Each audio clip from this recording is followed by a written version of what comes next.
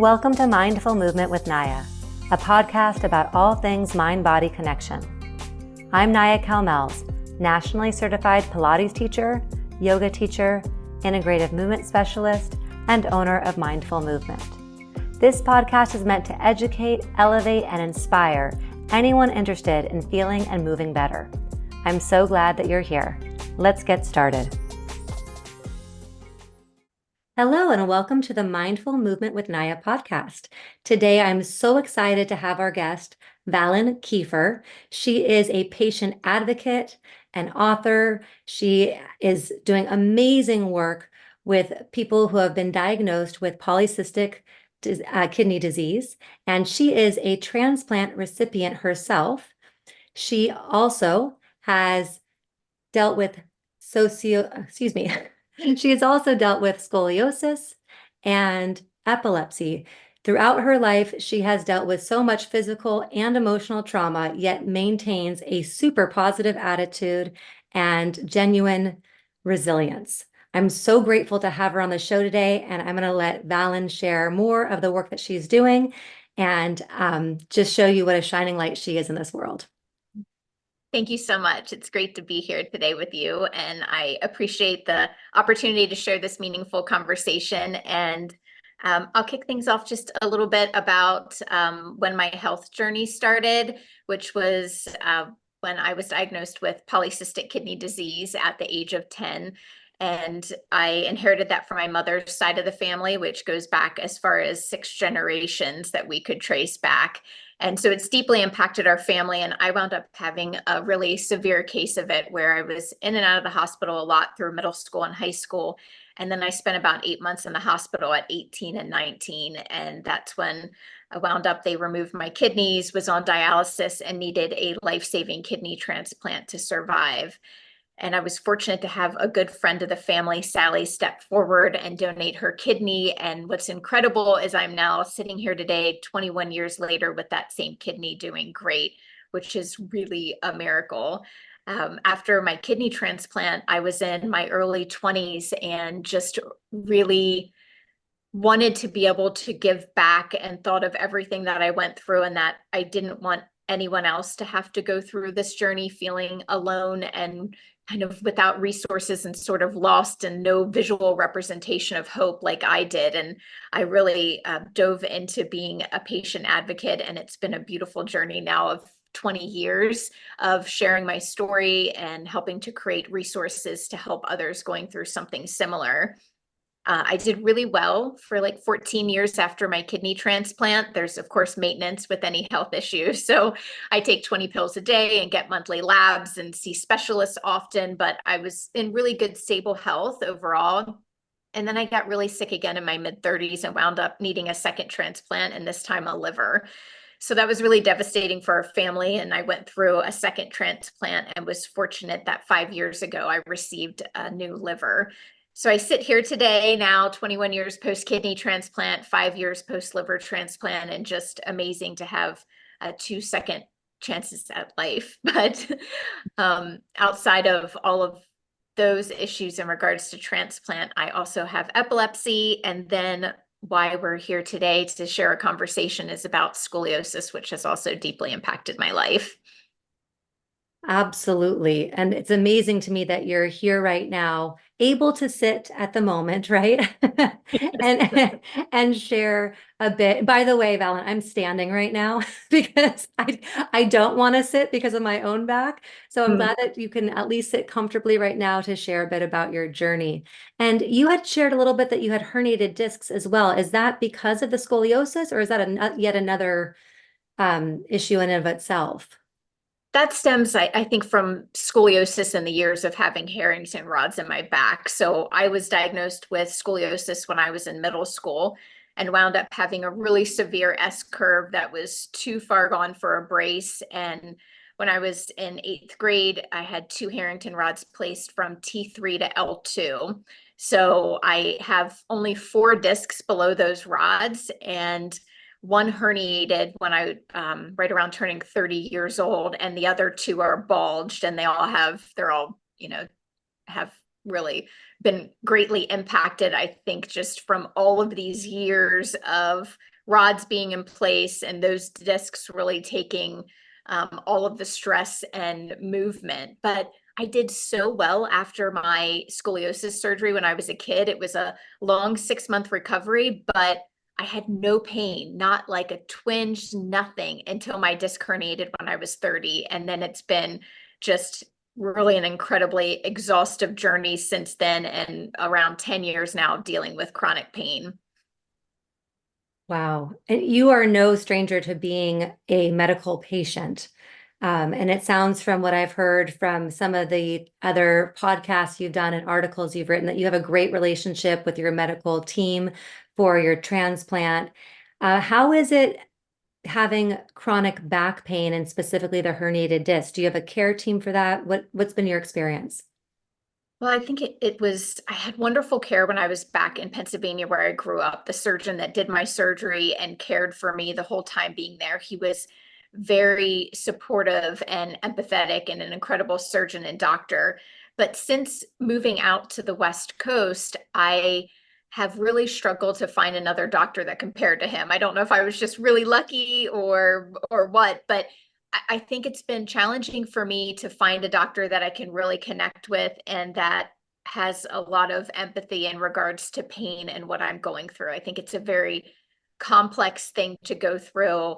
And I've even experienced meeting a doctor that said to me that no one has died of pain. And I, of course, have never gone back to him again. So I think it's been, pain is a very tricky thing as far as discussion and being able to talk to people about it and comfortable, because I always say, who wants to hear about pain? And I think that's why I'm sort of more quiet on this topic. You know, all my advocacy tends to be on organ donation and transplant, and I haven't really found outlets yet to talk about this or spaces really to feel comfortable and opening up about it. And so I've struggled to find a doctor in regards to caring for my back. But my family doctor has actually been the most supportive, which is just incredible. He's been wonderful. But it's a very complex issue that really affects a lot of my body besides just thinking of it as like lower back pain. Tell me a little bit more about that when you say it affects more of your body versus just the lower back. So if I say to somebody that, like, you know, I have a complicated spine and had scoliosis surgery, I think it's easy to say, oh, her back hurts. But what's happened over years because of the instability of my discs is it just completely shifts my body off balance. And this instability leads to pain in other areas. So because of the S curve, I'm still off by 16 degrees. So I have shoulder pain and pain all up along my spine. My hips are shifted, so they can be like tilted and also like shifted forward. So I have hip pain and I have pain that can run down my leg, and the bottom of my feet can tingle. And then also I've been dealing with pelvic floor pain and issues like that, I think because of all the settling of everything from the rods. So it's very complex and has broadened to, you know, many areas of my body that have been impacted by it. That makes so much sense. And I'm so sorry that you are dealing with that. And I can relate to some of it too, as well. So, um, yeah, it can be a journey. And, Absolutely. I don't know much about organ transplant. And I know you said that there's definitely maintenance included in that. You also seem like somebody who is dedicated to living your life fully. How is it being a transplant patient versus somebody who has chronic back pain or herniated discs as far as how it impacts your ability to live your life fully, at least right now? Well, I think, you know, my transplant, of course, transplants are an everyday maintenance of taking pills every day and all of that. But I feel like it's more of my almost every decision making that revolves around my pain and scoliosis, in the sense of making sure that I don't sit too long, stand too long, lay too long. I feel like it's a consistent balance. I don't walk too much. I don't walk too little. And all of that can be so exhausting, even standing on the hard kitchen floor preparing food, or thinking of drives and how long that drive will be. And do I need to take breaks when I'm driving, or travel? If I have to travel for work, I do buffer days, I call them, which is my travel days one day, I do a day of rest before I even have the day of the engagement. And then I have the day of rest after the engagement, and then the day of travel. It is constant planning and preparing, but to try and set yourself up for success, but you still don't know what you're going to get and what you have to react to. And there's really no set like answer for myself. I continue to strive to figure it out, but sometimes when I'm in pain, walking helps, and sometimes it sets me back more. So it's a continual trial and error every day of figuring out what works. But I really strive to live a full life, and I have zest for life, and I want to be alive and still be here, and I fought really hard, and I'm so fortunate to have been given 2 transplants and 2 second chances at life. So I have this strong fortitude to do whatever it takes to make sure I'm still enjoying myself. I have a new normal where I'm not able to walk and hike like I used to with my husband, which is really hard when you can no longer do things that you used to be able to do. But I try and focus on what I can do. So even if I'm in a lot of pain, we can go for a drive and look at beauty if I can't walk out in it. So just trying to make those different accommodations. Yeah, I really appreciate all that you just shared. So much of it, I feel like you're speaking my language. Yeah, and also really focusing on what it is you are able to do in each moment, knowing that it does change, sometimes for a day, a week, a season. So I appreciate that you've found that to kind of help you move through it. You've done a lot of patient advocacy work as someone who's dealt with chronic back pain, and I almost feel strange saying chronic back pain because I want to recognize that it's really affecting your whole body. Yeah. Um, what would you say to other people who might have pain, or their communities, their friends, their family, their medical doctors? Like, from your experience as a patient advocate, what advice might you give them that might help them? To encourage them to find advocacy outlets. Mhm. So I sit here as a very passionate patient advocate for my causes, but yet haven't found this path for my back. But I can definitely say with full confidence of how much it has helped me to find others that get it in the transplant community who have walked in my shoes, that you can throw out your lab numbers and they understand it, that they get how tedious the journey can be. And that has really helped me to not feel alone and to have those positive outlets to be able to channel all the challenges that I've gone through into something meaningful has really given purpose to the pain. So I know the value of that and the importance, and I haven't found that yet for my back, but I can appreciate why it is so good for us to see other people going through the same thing, to be able to talk with them, and also to have some type of an outlet for us to use our voices and experiences. I can also appreciate that not everybody is the type of person that wants to stand on a stage or speak in front of an audience. So finding our voice can also be in a creative way, like maybe art or something where we're channeling our experiences and emotions into something meaningful and beautiful. And it's like a healthy escape for us. I love that. Yes, and I hear the importance of finding other people who truly understand your experience and can understand what you're saying and what that means in their body. What do you wish others knew about this experience? Again, whether it's family members, community members, what would help, somebody who doesn't necessarily have chronic pain, doesn't understand what it's like, what would you want for them to know to best support people who do live with that? I think the importance of always listening and striving to have empathy, no matter what you're talking about with anybody. That's just such a powerful thing, because if a person feels like they're being heard, that means so much to them. I also think not to judge appearance, because we are fortunate, the both of us here, and I'm sure many in the community, we look healthy and well. And I try and wake up every day, moving forward, thinking ahead, a smile on my face.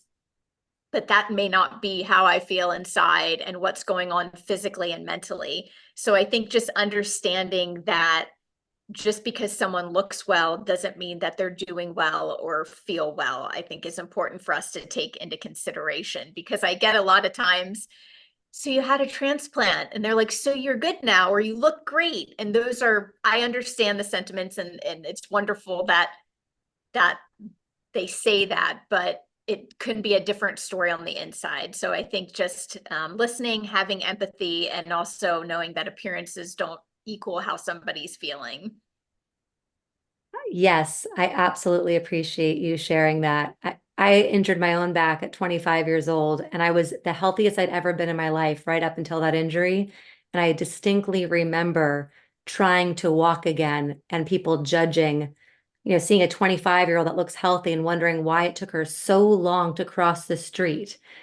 People would honk at me. It's like I couldn't move any faster. So I really appreciate what you're saying. Looks can be very deceiving.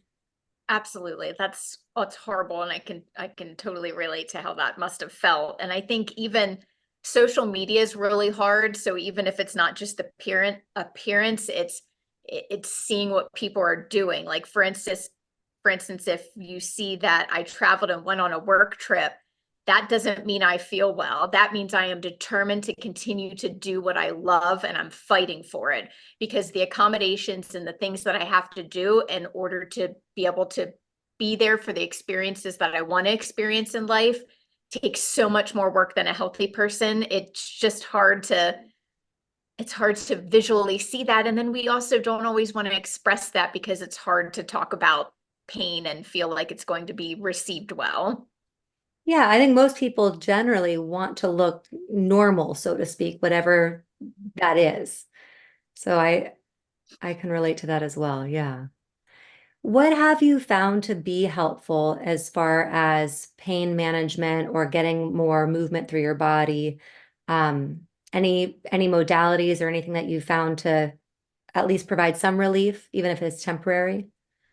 So when my disc herniated, I went through an exhaustive journey of physical therapy, pool therapy, acupuncture, massage, Pilates, Bowen work. I did as much as I possibly could, and got to a point where they said, okay, we need to do discectomy surgery. You've exhausted all efforts. We need to do the surgery for your herniated disc.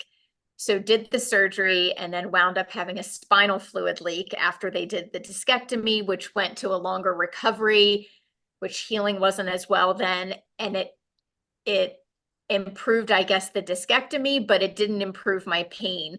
So I got to a point where it was hard to walk to the mailbox, and I was in a constant flared up state. And I thought this was what life was going to be like for me. And I was in a really bad place. And then my mom actually wound up on social media seeing something called SMRT, which is spontaneous muscle release technique. And I'd never heard of it before. It's like a positional release modality. And I honestly thought that nothing was going to help me. And I usually have a positive attitude, but when mom shared it with me, it was sort of like, "Oh, I've tried it all. Like, it's probably not going to work." And I wound up going to a physical therapist and experiencing SMRT. And it is the one thing that has provided the greatest relief and help for me. And it has taken me down a different path of being able to have a better quality of life and more stability with all of this, in conjunction with me doing other things as well, as far as making sure I'm walking, taking good care of myself, being mindful of all the things that can increase pain and flare up. But SMRT has been really, really such a life changer for me. I'm so glad to hear that you found something that is helpful. And it's interesting that it kind of came up via social media, not through your normal medical channels. I know. I know. It was never recommended to me through seeing all of those individuals. It was my mom seeing a friend who posted about it. I've found, at least for myself with back pain, a lot of the modalities that I have used that I've found to be effective are usually through word of mouth, people who've experienced something similar and have had some success with it are so happy to share and really want you to try it because they want you not to be in pain. So, like you said before, meeting and knowing other people who've had similar responses who can share what has worked for them. Not that it's going to work for every person the same, but at least to share other options that may not always be so mainstream or so well known.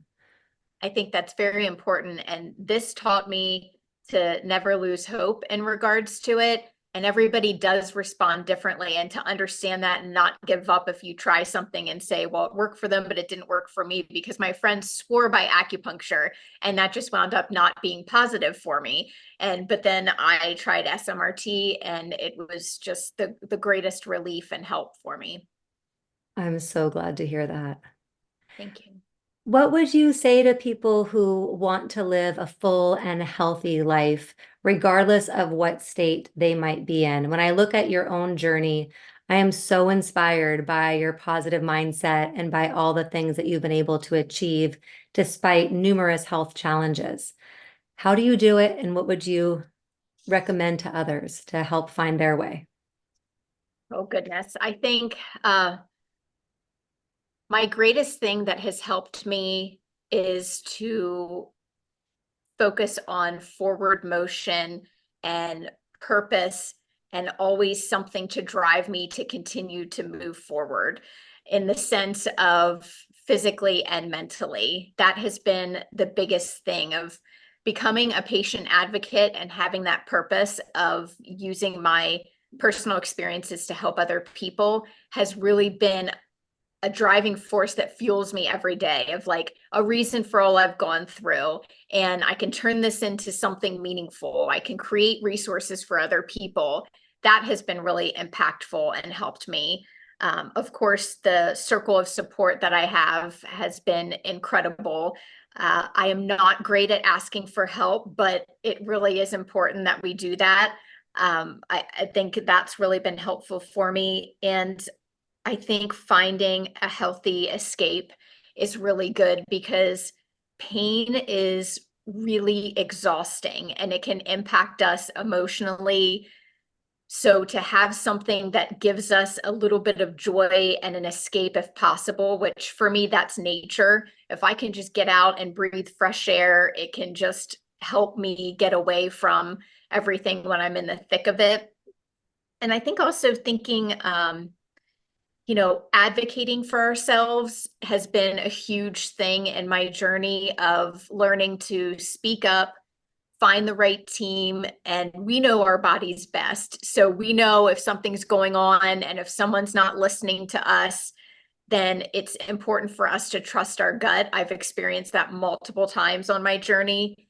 And I also want to share, just to be creative in your care, like not just trust yourself and be creative. Like, if I can share a recent example with my SMRT, is I saw my SMRT therapist once a week for 5.5 years, and he changed my life so much that I held on to everything with him. And I just thought to myself, if I didn't have him, I don't know what I would do. And he wound up passing away several months ago. And I just thought to myself, what was life going to be like without him? And I wound up finding two SMRT therapists, but they lived in San Francisco, which was a couple hours away. And I wound up finding one of the therapists that was willing to meet me halfway. And the halfway point was at a friend's house in Vacaville. And so, thanks to the flexibility of the SMRT therapist, the generosity of my friend, and my creativity and willpower to know that this is what helped me, and not to let anything stop me from getting this treatment, and finding the next path for me in regards to it. I've now seen her 8 times and doing well. And so sometimes we just have to have that perseverance and get creative and know what we need. It can be an exhaustive journey, and it does take work, and it's worth fighting for. I so appreciate you saying that. And yes, perseverance. Wow, if there's one thing I could take away from what you just shared is having the perseverance to keep going and keep trying. And I love what you said about getting creative because clearly you have. And that's not easy. Just having to drive sometimes can be challenging. So I can really imagine the amount of perseverance it must take on your part to be able to get the SMRT. That seems to be so helpful. So good job. Thank you. Thank you. Absolutely. Is there anything else that you would like to share about your journey, whether it's related to your back or the advocacy work that you're doing? I know that you have a podcast that'll be coming out in April, Unpacking the Gift of Life. Would you just share a little bit about that? Yes, absolutely. I'd love to. Yeah, I just hope, today that people have been inspired that they aren't alone and also empowered that hopefully there's something out there for each of us. I surely did not find it right away. It took years to find something that helped me. So just the hanging in there and continuing to try, as tiring as it can be, and to be willing to try multiple modalities and different paths to try and help us, because I think what I've learned that's really important is that it won't be one thing that really helps us. It's a combination of things. And I've learned that over the years. And also to not get discouraged, which I still do, but I'm going to put it out there of trying not to get discouraged, because there is no guidebook or exact formula for each of us. It can be very frustrating, but to try and learn what are the several things that help you. Like for myself, it's Pilates, easy stretching, walking, SMRT, those type of things like that. And also having something positive to focus on each day and having the healthy escape. So just try and find those things for yourself and appreciate that it's going to be in combination that hopefully you'll get to feel at as best as you can in what you're dealing with.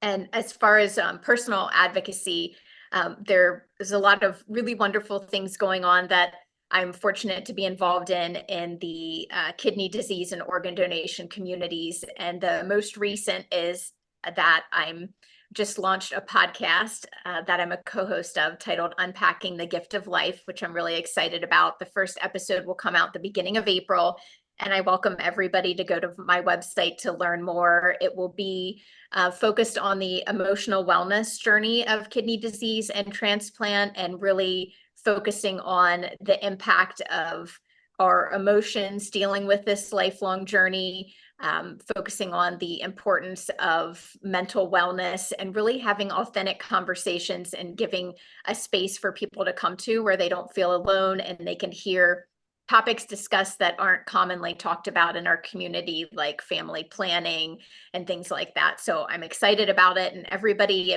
can learn more if they're interested about my story and advocacy efforts on my website, which is valenkeefer.com. Thank you so much, Valen. You're doing amazing work. I think I might reach out to you in the future to get you in on the whole chronic pain, back pain community as well, because we need someone like you. Thank you. You're absolutely amazing. Thank you so much for taking the time to share your journey with us today. And listeners, thank you so much for tuning in. I am so inspired by you, Valen, and I hope that this is just one of many future conversations together. Thank you so much. It means a lot to have this platform and to meet all of you. And I wish all of you out there all the very best. Thank you. That wraps up this episode of Mindful Movement with Naya. If you'd like to contribute to the show, we'd appreciate your support through Buy Me a Coffee. Link in show notes. If you enjoy the show, please rate, review, subscribe, and share. It takes less than a minute and it really helps us out. If you'd like more mindful movement resources, check out our website at nayapilates.com.